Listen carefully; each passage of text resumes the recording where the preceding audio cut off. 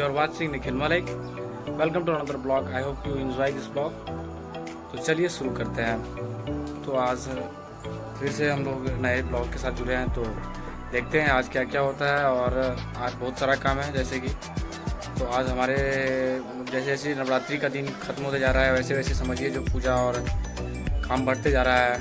और जैसे हमारी मंदिर है उसके निकट प्रोग्राम भी आते हैं, मतलब गायक गाना गाने के लिए आते हैं। तो आज हम आप लोग को वो भी दिखाएंगे और क्या क्या होता है। बहुत कुछ होता है जर्नी में, और हो सकता है तो आज हमारे घर के बगल में एक राजनगर में राज पैलेस है जो बहुत प्राचीन है, मतलब समझ लीजिए मतलब बहुत सारा 200-300 साल पुराना होगा कम से कम।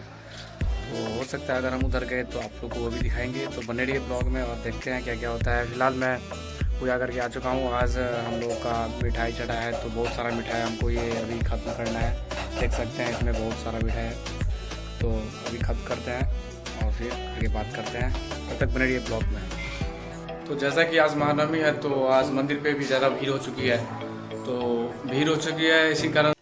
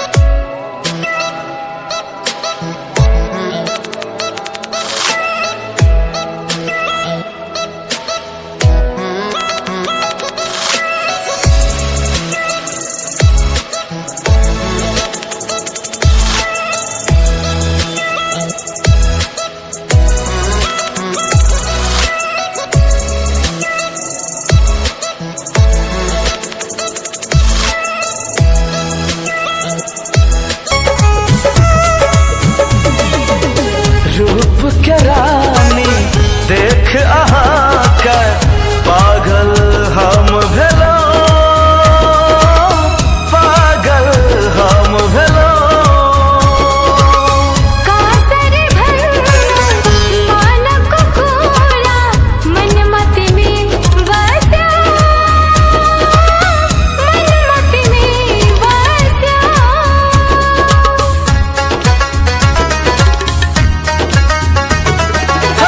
रूप के रानी देख अहाँ के पागल हम भेलो, पागल हम भेलो। कासर भर मानक घोड़ा मन मत में बसा, मन मत में बसा।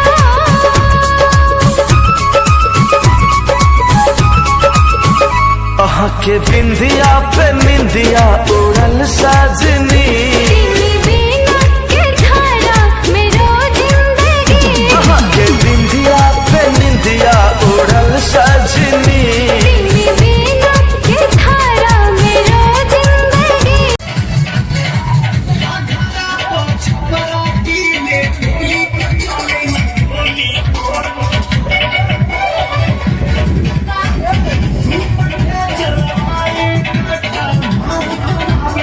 तो जैसे कि आज विजयदशमी का दिन है, तो मैया रानी का विदाई होगा। तो आज थोड़ा सा इमोशनल मोमेंट भी हो जाते हैं और लोग धूमधाम से नाच गा के मैया जी का विसर्जन करते हैं। तो चलिए देखते हैं क्या क्या होता है और मैया का विसर्जन करते हैं। बने रहिए आप लोग ब्लॉग में, देखते हैं क्या क्या होता है।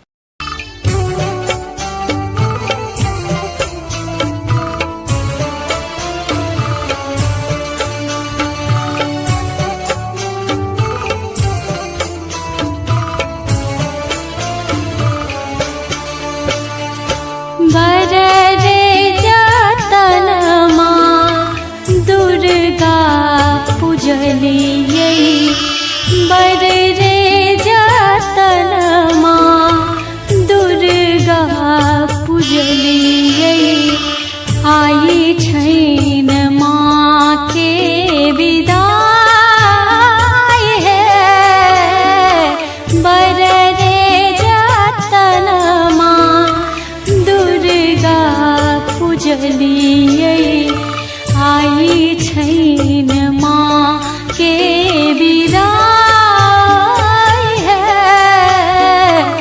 बररे जतन माँ दुर्गा पूजलियै, बररे जतन माँ दुर्गा पूजलियै।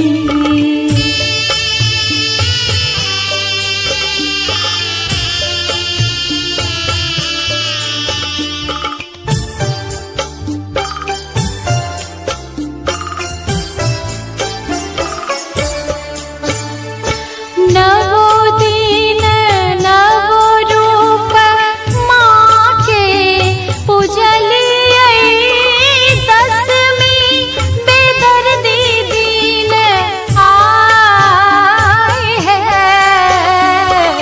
नहीं जानी पूजा पाठ है मैया।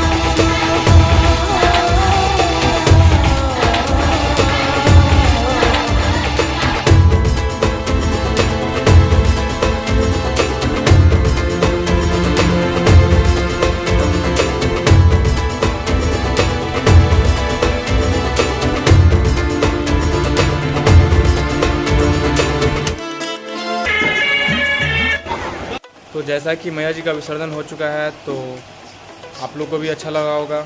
तो आई होप आप लोग का दिन अच्छा हो। तो अगर आप लोग को ब्लॉग अच्छा लगे तो please like share comment and subscribe my channel. Thank you for watching.